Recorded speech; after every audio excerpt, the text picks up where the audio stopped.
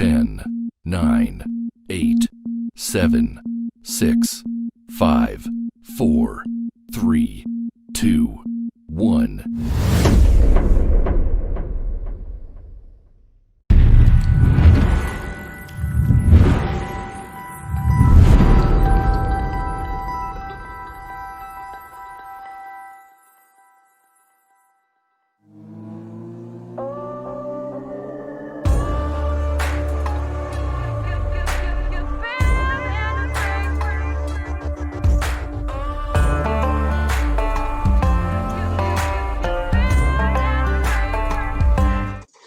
Hi and welcome to Dax Chats, and in this episode I'm speaking to a remarkable individual.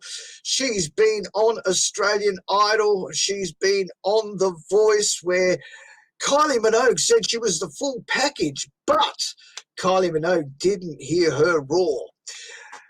Since then, she's had an EP in 2017, and in late 2017, November, she came out with Summertime Soundtrack, which was her first #1 iTunes single.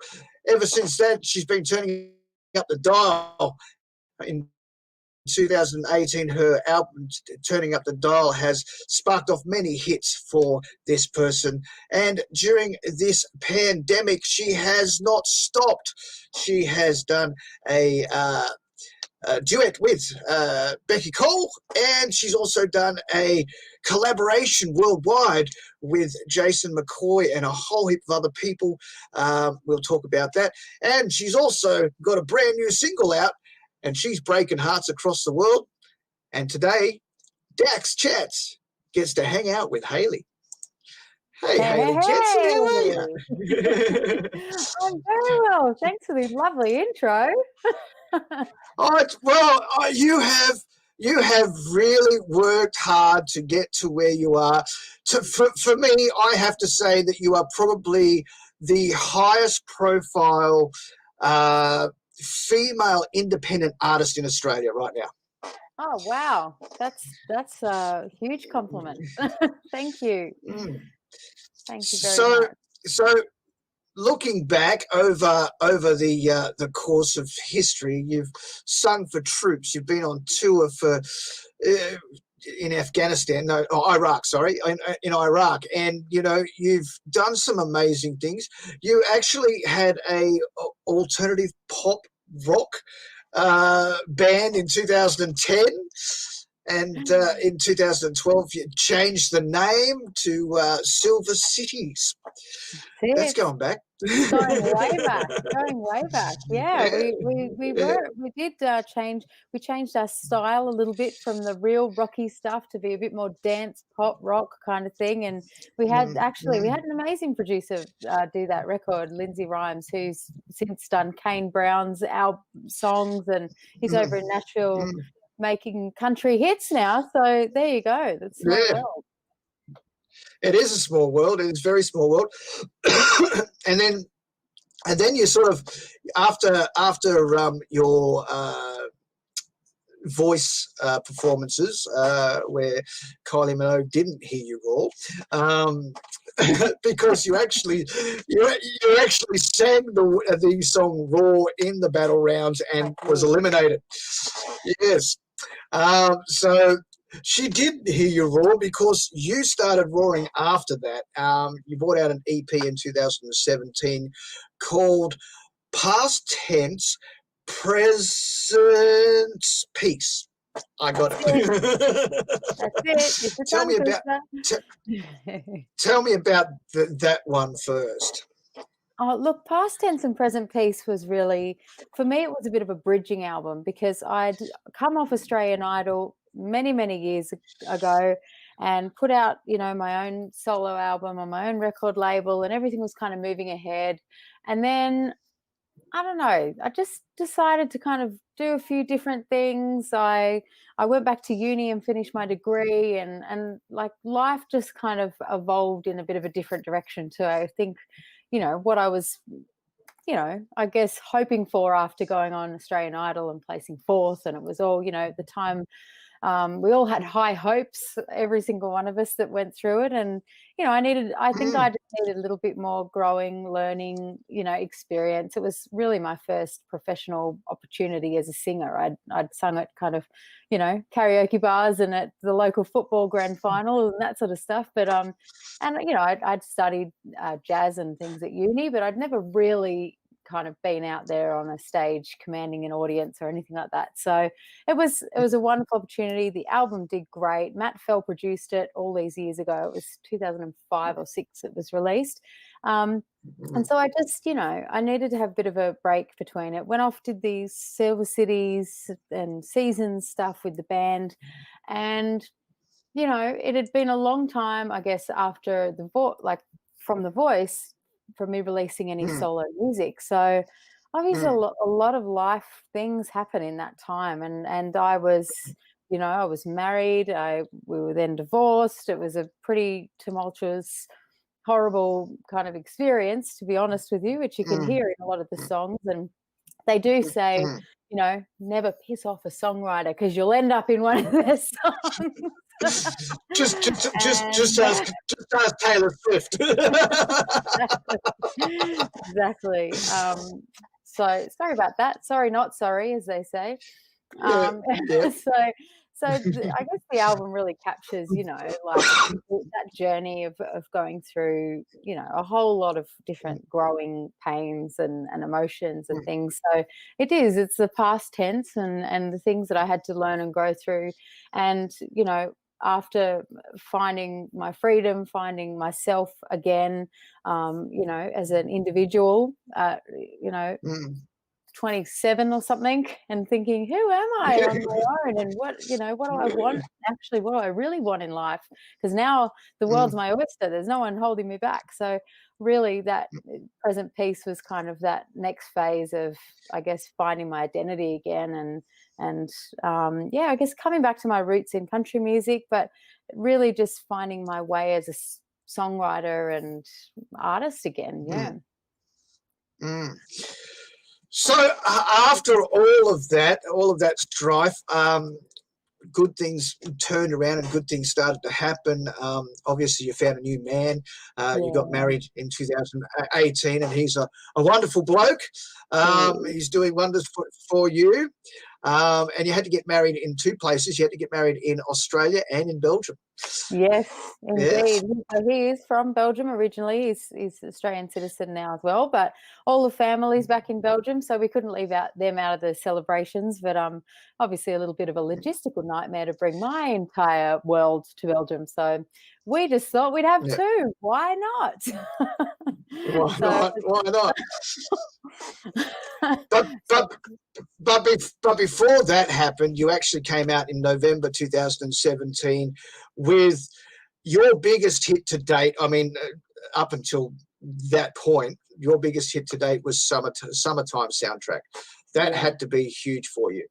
Yeah, it was massive. I went over to, it was actually came about as a bit of a fluke, that song. I had gone over to Nashville to do some writing and do a little bit of recording. Actually, I was over there recording the vocal part for the duet that I did with Jay Sini called Tread Gently, with the producer that I would go on to record my last album with, Turning Up the Dial. But at the time, I didn't really know that. I was just there sort of recording that song and doing a little bit of songwriting and meeting new people and trying to sing at some open mic nights and things like that. And I knew I had this writing session with this fabulous Nashville writer the next day, and I was sort of trying to think of which idea I wanted to take, and just nothing really sat like really well. But so I closed my eyes the night before, 2 a.m. I'm laying there thinking, go to sleep. I've got this big session tomorrow. And, I think I kind of woke up in my sleep singing the chorus of this song, kick it off with a kick drum, back it up with some bass tone. And I rolled over and sang this, thankfully I did, because often we forget to do it. Rolled over and sang it into the voice memo of my phone and went, whatever that is, we'll work that out tomorrow, but there might be an idea there. and took it in, and it ended up being, as you say, it really was the biggest song. It kind of launched my career, you know, even though Past Tense and Present Peace was a great kind of album, and it did go to #1 in the iTunes charts and all that sort of stuff. Summertime Soundtrack, I guess it really resonated with country fans at radio, all that kind of stuff, and it just, yeah, and also on Spotify, Correct. and it just took off. So it was, Yeah. yeah, I think it's when all those things collide at the same time, you know, it's a wonderful thing. And of course, coming off that, then everything else, because that's been so successful, everything else sort of just jumps into that next level, doesn't it? So your next single was Saturday Night, and that was just as successful because it was backed off Summertime Soundtrack. Yeah, and I think, you know, that again, that was another song, like, it was very much inspired by that one was actually inspired by my dad, who used to say to me all the time, you need to write a song that people can sing along with. You know, you've got a great voice and that's great, but people can't sing along with you because you're too, you know, it's all over the place and people can't sing along with it. So write something that people can just jump on, like a na na na. So the back end of this song, you know, and throughout the song ends up with na na na na na na na na na na na na na na na. And it's a crowd hit every time I play it live. It is. Off they go. And he was right. And so, you know, you got to listen to your parents. So stop doing the vocal gymnastics and get down to something that everybody can sing along with. That's fantastic. Yeah. Thanks, Dad. But that's the simplicity of country music, all right? We don't need to go all through all these, you know, vocal gymnastics to get the message across. It's exactly. Fantastic. Exactly. And that song has a very simple message that everyone can relate to, of getting up, going to work at 9 to 5 every day, doing the same thing, wishing that you were back at the weekend, having the time of your life with your friends, and, you know, so it does resonate with, I mean, it certainly resonated with me at the time I wrote it, and I was working in another job as well and going, oh, come on, I just want to be doing music. So for sure.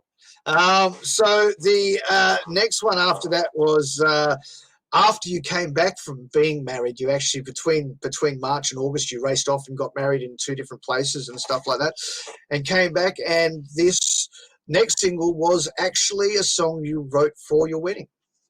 Yeah, this next one I wrote when I was over there recording my album, and again, it was one of these kind of last-minute writes, and I ended up writing with a wonderful songwriter in Nashville, Jerry Salley, who's written beautiful ballads for all the greats, you know, and I knew that I wanted to write, you know, a song for our wedding day. And I thought, oh, even if I just write a song with you and it doesn't end up on the album that I'm recording in a couple of weeks' time, I've probably got enough songs already. I was like, if it does, it does. If it doesn't, then it'll be great for us to just have as a memory.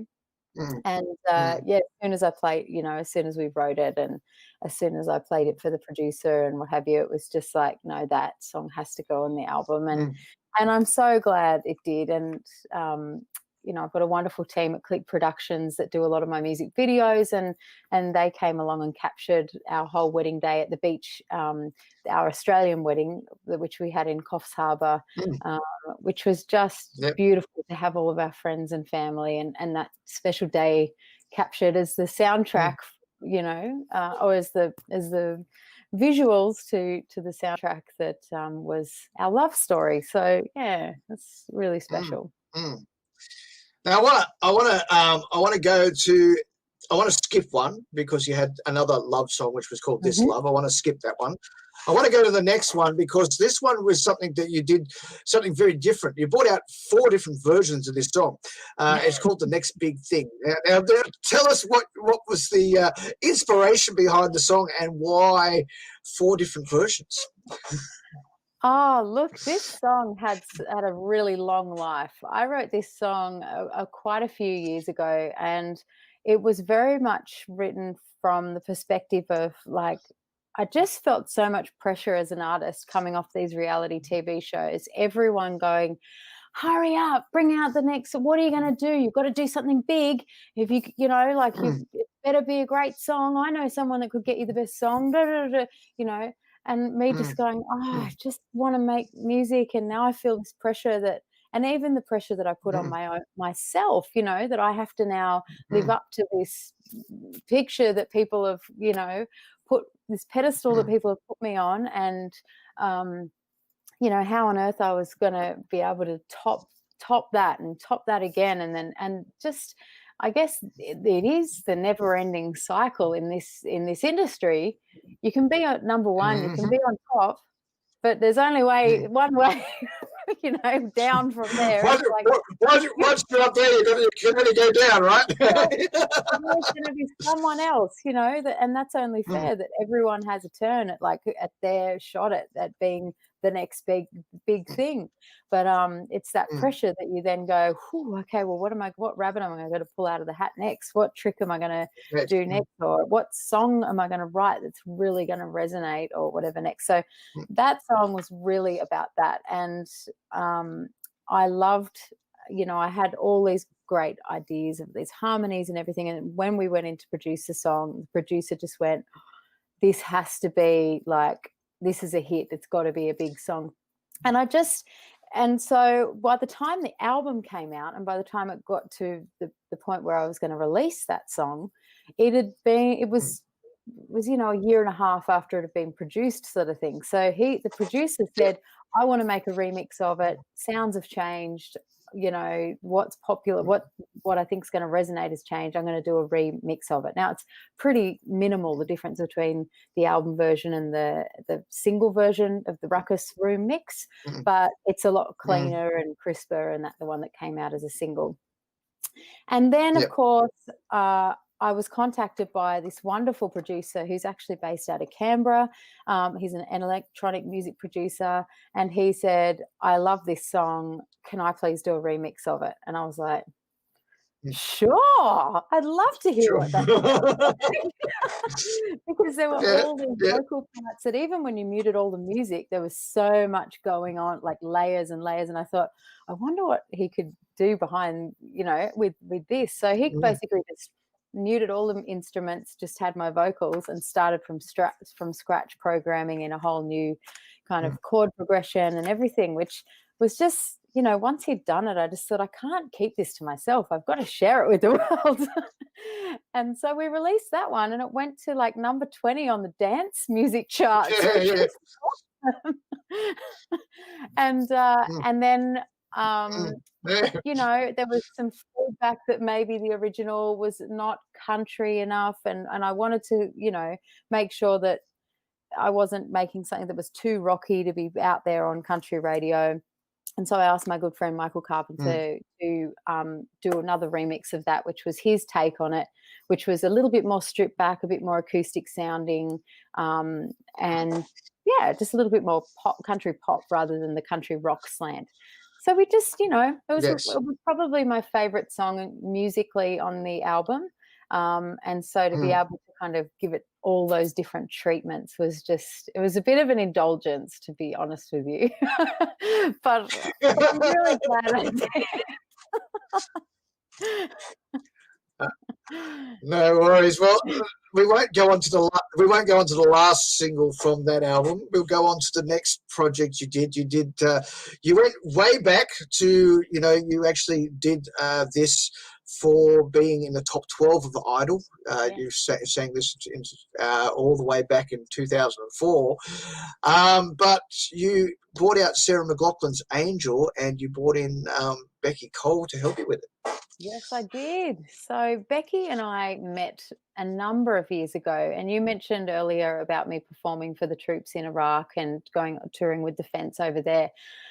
That particular tour, I was lucky enough to be on that tour with Becky Cole, also with Angry Anderson, mind you, and Little Patty. So it was a real motley crew that we were flying around in these, Black Hawk helicopters and all sorts of things around Baghdad. It was crazy. It was crazy. And I think going through any experience like that with people, you become, there's a bond you form when you feel like you're fearing for your life with other people that you Oh, just it for sort of sure. sticks with For you. sure. So, Beck and I became great friends through that, and she ended up writing her song Poster Girl off the back of that, which was a big hit for her. It was quite controversial in the country music scene. I think, she copped a lot of flack for going over there and singing for the troops from some of her fans that said, you support the war, and she, she's quite clear in that song that it was like, no, I'm for love, I'm for peace, I'm for the people that are there, they're doing their job. So Yeah. and I felt exactly the same way about it. So, it was pretty cool because I actually filmed most of that music video for her when we were there. So that was cool to watch it back and all these years later. And yeah, so we sang at a carols event at the War Memorial as kind of a commemoration of that about a year on. And I generally got asked to sing Angel at that event because they just loved it from Idol in camp, and I was a Canberra girl, so they were big on celebrating that. And Becky sort of came out from the side of the stage about halfway through the song with these beautiful low harmonies in this song, and I just thought, oh, gosh, that is just stunning. I mean, to this date, neither of us can recall whether I asked her to or she just maybe had a couple of too many Chardonnays out the back and wandered out. But either way, it was a beautiful moment. And, and I thought to myself, I'd love to just capture that one day, and that day came. At, the beginning of this year, we released that song, and it was really, really special. Now, after you released that song, and that did very well for you as well, the proverbial hit the wall, and everything went to across the world. I can't say all those words that I want to say, but every life as we know it changed. I mean, you were out touring with your Turning Up the Dial stuff. You'd been out touring with the Divas stuff. There was so much that you had on your plate, and then everything just bang stopped. Yeah. How did that feel? It's been crazy. It has been really, really nuts. I was, actually, Chris and I had an around the world trip booked, which was going to be amazing. And when we looked at all the places we were going to go, it was like all the hot spots. So yay for us for picking. Yeah. I'm going to Italy. Oh yeah, I'm going to Italy. I'm going to Brazil. Oh yeah.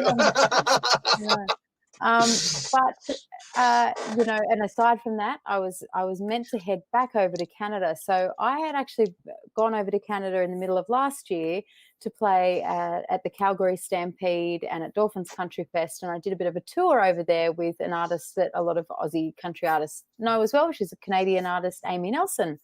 And so we'd done a bit of a tour and did these festivals, and it was very exciting. Got to do some great songwriting while I was over there with the Roadhammers and those guys, and also with a couple of Calgary songwriters who are amazing award-winning songwriters, Troy Kokol, who's an Indigenous songwriter and artist, and Chris O'Neill. And so we wrote this song, my new single, Breaking Hearts, and at the time we sort of I wasn't going there yet. I was getting there. Giving it away.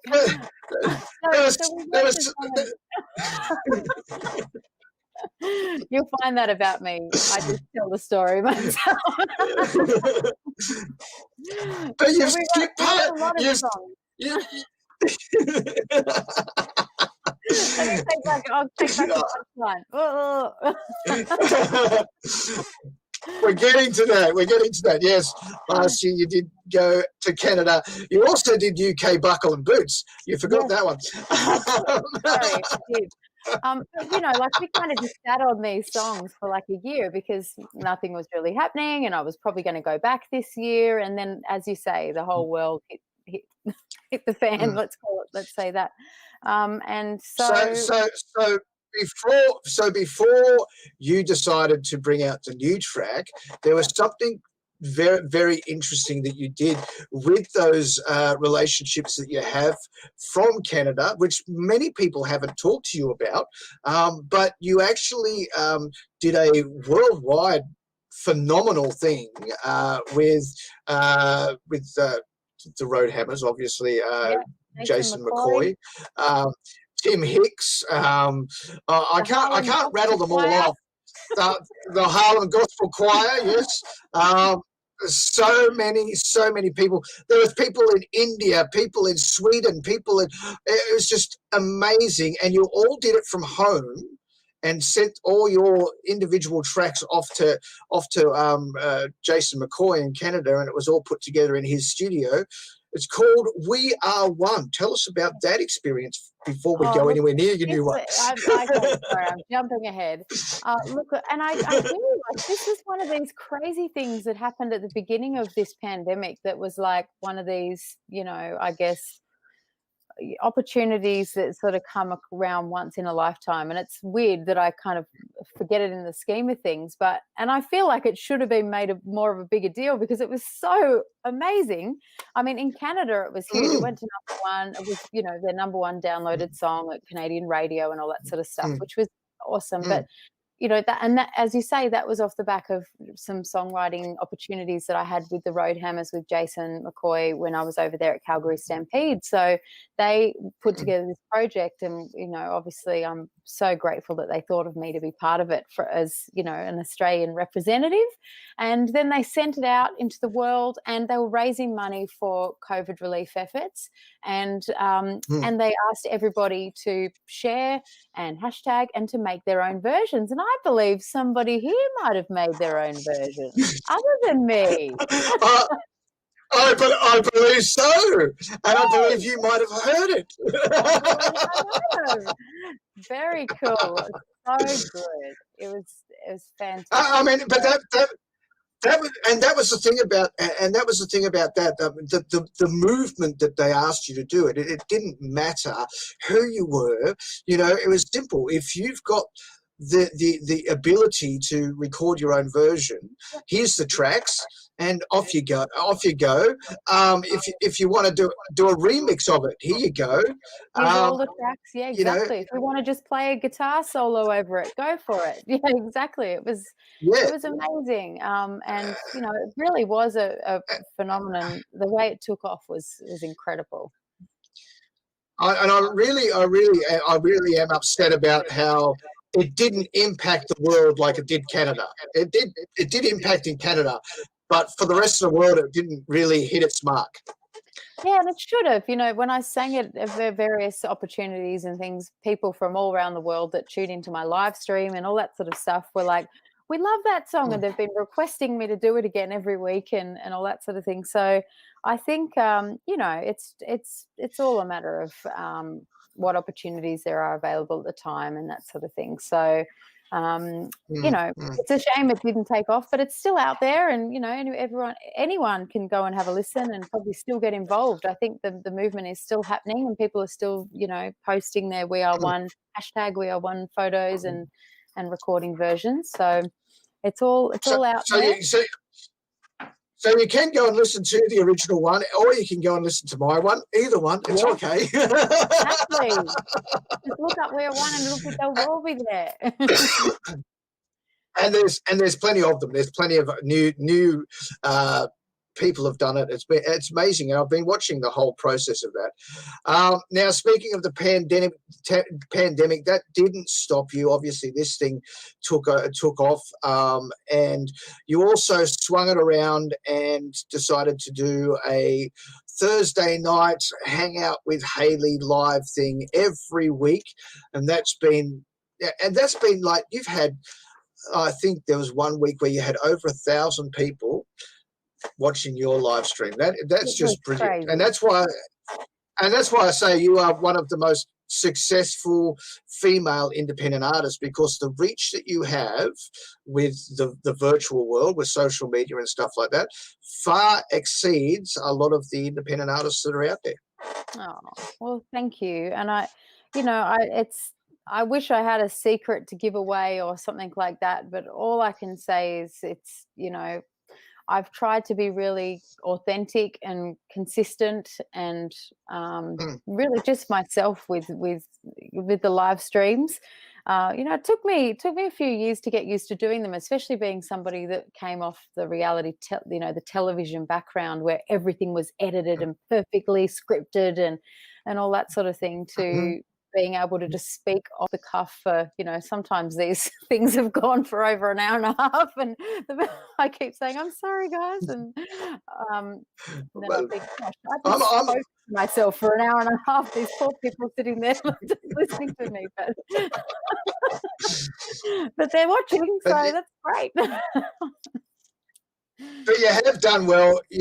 Those live shows have been entertaining. You haven't just relied on country music. You've asked your people to request different songs. You've done different theme nights. You did Dry July. You're an ambassador for the Leukemia Foundation. You did Dry July to raise funds for that. So no alcohol for you for a month. I believe you had one golden ticket, right? I did. I had 2 golden tickets. I got given 4, but I only used 2 because I thought it's a bit off, isn't it, if I spend every weekend drinking when I'm not doing Dry July. I know. I promise I'm dry. I was good. I just kept those ones in the bank. So it was fantastic. And we made mocktails and all that kind of stuff in the live shows, and just tried to keep it really fun, and raised over $2,000, almost $2,500. People are still donating to the Dry July campaign. Actually, you can until the end of August. So it's fantastic, and it is a cause close to my heart. My dad lost his life from a rare form of blood cancer just over 4 years ago. So to me, I'm an only child, and he didn't have any partner, so it was kind of all fell on me to be his rock, and I took it upon myself, as you would. But when it came to myself needing someone to talk to that understood the journey and understood the feelings that I was going through, and what we were to expect, or just practical support, they were there, and I know they're there for a lot of other people that are just really facing this awful diagnosis. And so let's hope we get the numbers go down, but sadly, the projections are that they're not going to. So we need to support as much as we can. So I was really grateful to be, and honoured to be asked to be their Leukemia Foundation ambassador, and raise so much money for such a great cause. Fantastic. And you did, and it's been very entertaining. Your mother keeps sending me, just to remind me, I'm sure, but she keeps sending me the links every Thursday. Love you, Mum. Some weeks she doesn't do it and the numbers aren't there. We know why, right? It's old Mum. So that's right. I get reminded of that too every week. I tell you, they're all showing up because I'm messaging them. I'm thinking, oh gosh, we're going to start unfriending you and me in a minute. But no, bless her. She's the most, she is one of the most supportive, beautiful parents, mums, friends, just people in my life, and I love her dearly. But yes, she's persistent. I'll give her that. All right, now we do have to talk about one thing. This is what we're supposed to be talking about. You have got a brand new single. It is phenomenal. From the moment I heard it, once Nadia sent it to me and I listened to it, I went, "This is brilliant." It's just bluesy. It's soulful. It's just got everything in it. It was recorded. It was recorded by yourself. It was written by a couple of guys and yourself in Canada, as you were talking about before. The song is called "Breaking Hearts," and it was the DJ Dax hit pick and on high rotation on the Country Thunder Network. Yes. Amazing. Thank you, everyone. Keep requesting it. Thank you so much. Yes, I did see that. I'm so incredibly grateful. Thank you so much for your amazing support of, Australian country music. And it really means so much to us to have a platform to get our music out there and a place for people to hear it, and to get involved and engaged in the process of the music when it gets released. And I know it means a lot. So it certainly means a lot to me, and it's exciting for, I know it's exciting for all of my Hayley's Comments in my Hayley's Comments group when, it goes roaring up the charts and they can see, what they've done each week, voting for it, listening to it has made a real difference. So thank you for creating those opportunities for us. No problem. Yeah, it means a lot. This song, so yes, I recorded the vocals. You might be able to see my little microphone back here, just here. Your microphone back there, yep. Yep, and I just recorded them myself here, didn't do anything, sent them off raw files to Troy, the producer, was one of the co-writers and is a producer in Canada, and he just, he was so fantastic of going back and forth about different influences that I had, and we were really clear on trying to make it really that bluesy kind of soulful sound that sort of infused into it, to just make it stand out, and bringing in some of those electronic kind of bass synthy sounds and stuff that didn't take it out of country but just brought an extra layer to the song. And I couldn't be prouder of it. It's so far, it's done so well. #1 on iTunes the day it came out. I sang it on Canadian television on one of their morning shows via Zoom, which was very interesting. And it just keeps doing better and better. And it's only the first week out. So I'm so excited for this song to kind of really take flight. Well, yeah, because it was DJ Dax Hit Picks before it was even released to the public. It was because it went to radio first. Yes. And I think you were quite shocked because I saw you were like, wow, it hasn't even been released yet, and it's gone to, Yeah, absolutely. Well, that's all we can hope for. Yourself, we make a song, we make music. We put our heart and soul into it, into the message, into the way every little part of the way that it sounds, looks, feels, everything. And so for something to take off like that before it had even been released to the public, for the industry to take it on and give it a really high standing is that's a great sign for things to come in my book. So thank you. So basically what happens with the DJ Dax Hit Pick, I get stacks of music from around the world each week. Yes, and I listen to every song, and on my Country Thunder 20 show that I record on a Friday night, I decide just before I'm going to make the show which of those songs that I've listened to this week actually stands out amongst the crowd. And that week was your song. Wow. Whew, thank you. Blew me away. Wow. Thank you. That is such a huge compliment. And I've had a great team working with me on this song, and it's so exciting to just be releasing brand new music again. This is my first brand new, Angel aside, because it was a cover, in over 2 years. Since 2018, that's right.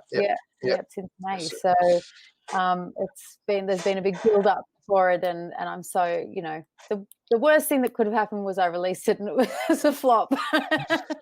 So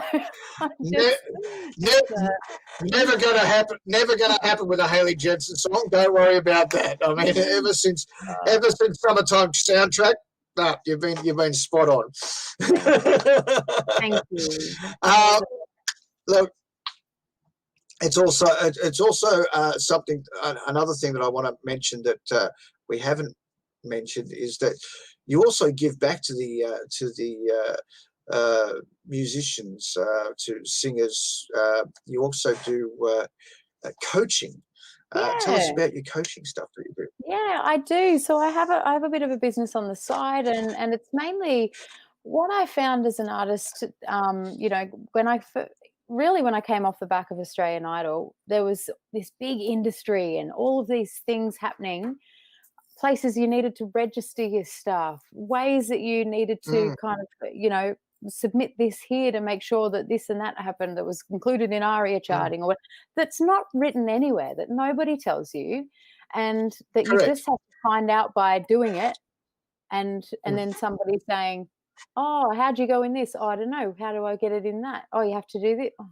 So I've been doing this for like 16 years, music, and I started a record label many years ago, White Dove Music, and I really did. I spent a lot of time doing case studying other really successful artists and working out what they did and what strategies they did, took to make them that way. That were outside of just their sheer talent, So, and I think, I've learned a thing or two over the years, and I just feel like it's selfish to kind of keep it to myself and just say, oh, good luck with that. Oh, good luck with that to people that I see that are struggling. And it's just part of my nature to be like, let me help you, but I don't have a million hours in the day. So, so I have turned it into a business, and it is great. And I have got some wonderful clients that are kicking some amazing goals. One of my clients, Susan Muranti, just released a song on the same day as me, thankfully in a different chart, in the singer-songwriter chart. She shot to number one as well. She got number one. Yes, that's right. Yes. And very successful artists out of the Hayley Jensen coaching program. We have one of her songs on our radio station, but this one doesn't really fit the mold. This new song doesn't really fit the mold of country. So it's kind of a classic sounding song. So I think it'll resonate with some and not with others. And that's always the way, and that's the key with this genre, is it's so broad that some people, really love the rockier, poppier stuff. Some people love the more traditional sounding things.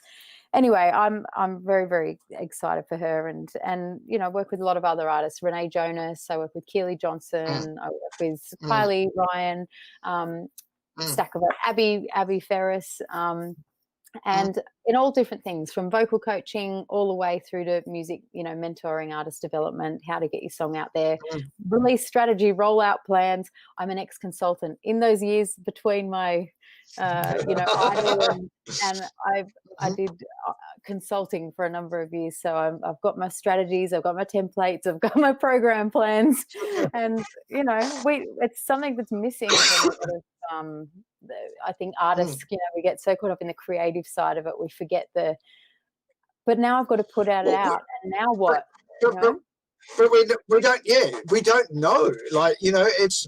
I wish I had known about your packages when I bought out the whiskey in 2018, because that went absolutely nowhere because I didn't know how to get it there. And if you want to go to Social Family Records, they're booked out for 6 months in advance. So and they've got to approve it, and same for CRS, and they've got to, and they're all these people are booked out. So you've got to think this far ahead. You've created it already, but then you've got to still think this far ahead before you can actually release it. Where I just wanted to get it out to the world, I was silly. I didn't think. Well, but that's what that's what a lot of people do. They make a song and they go, "Oh, okay, cool. I'm going to put it on. I'll put it on Kid or TuneCore or something, and I'll put it out next week."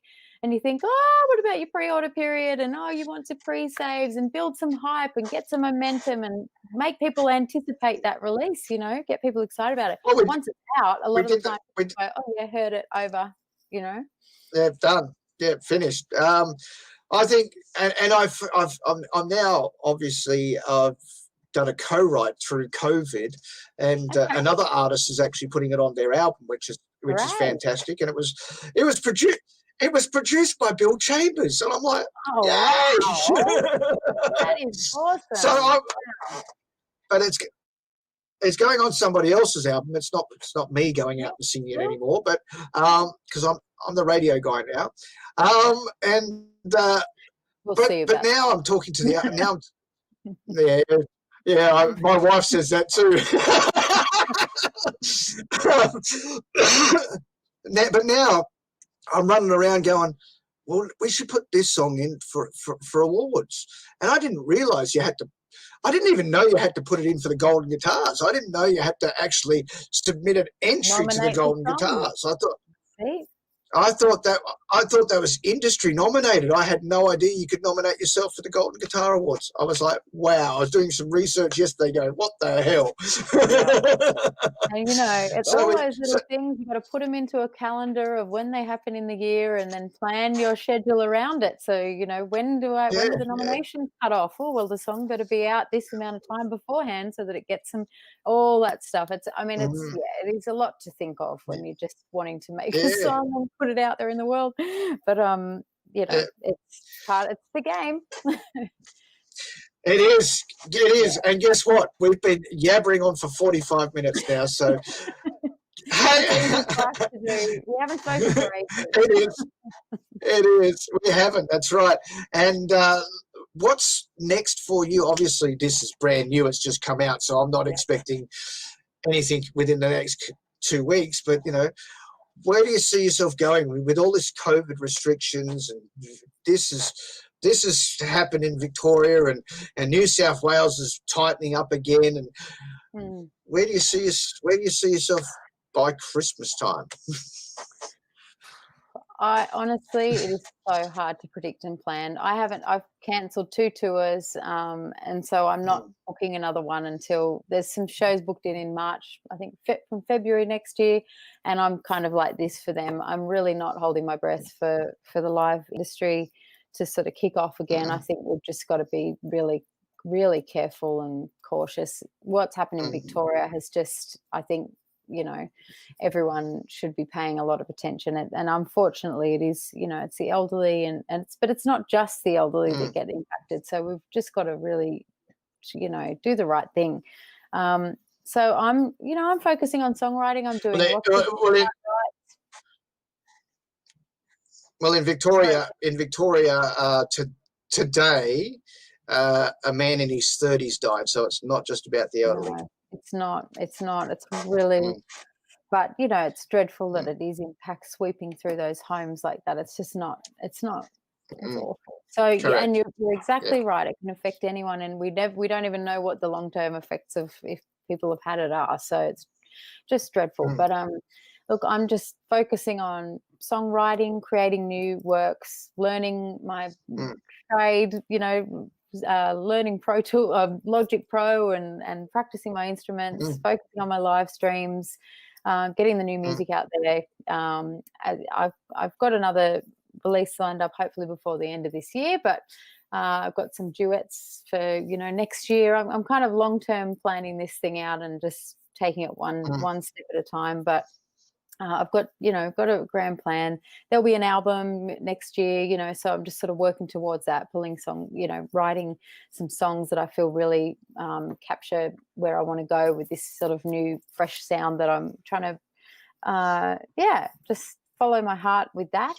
And you said not expecting anything in the next 2 weeks. Well, there probably will be a new music video for this song, which is going to be an animated music video, which will be really fun. Oh, right.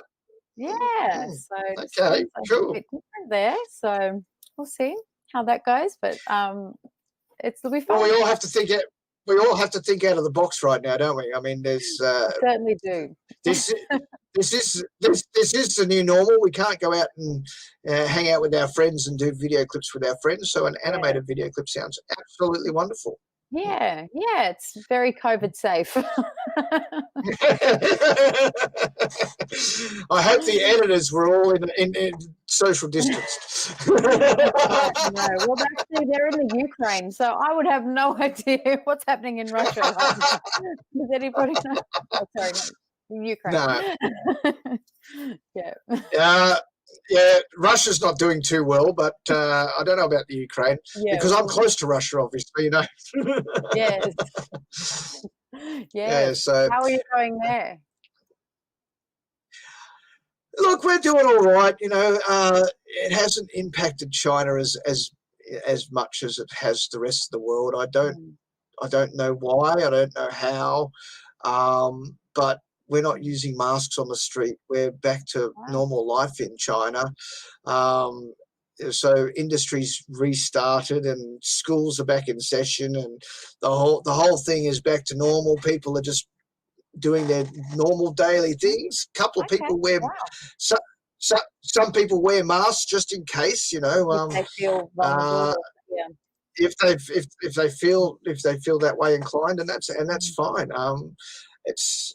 It was contained way quicker than SARS was. So they figured they needed to contain it quickly.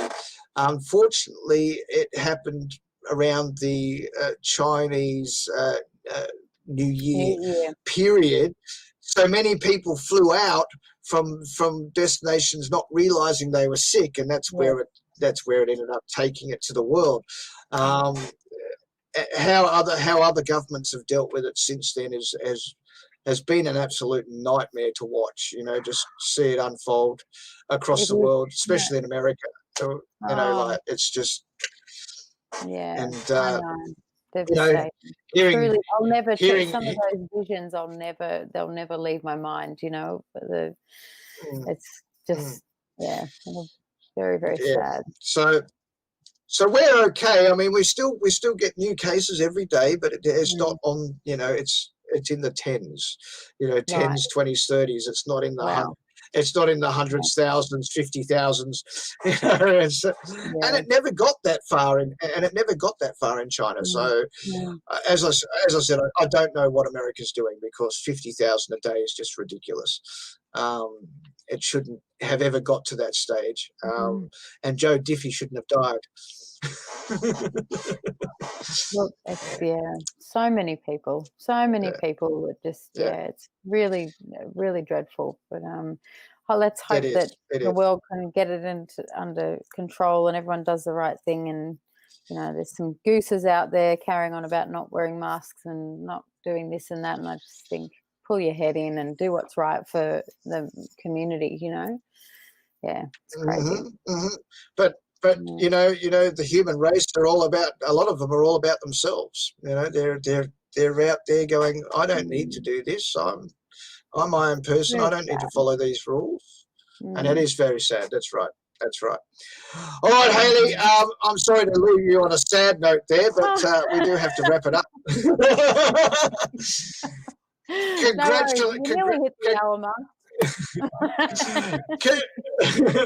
Congratulations with the new single. It has been amazing, and I look forward to the video clip. That's going to be good.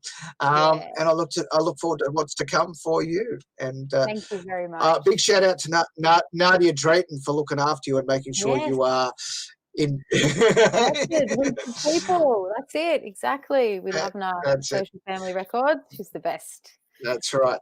No worries. Thank you. Well, you have a wonderful evening, and congratulations with it all. Thank you. I'll talk to you soon. Take care. No worries. Okay. Bye.